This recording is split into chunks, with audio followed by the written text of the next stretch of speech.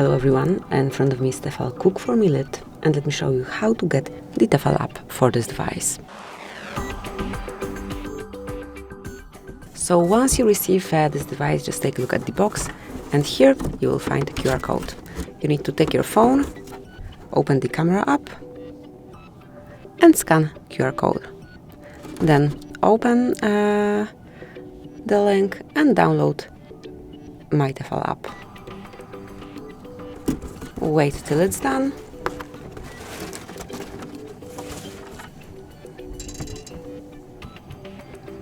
And now tap on continue. Tap on allow. Go to settings and select the language.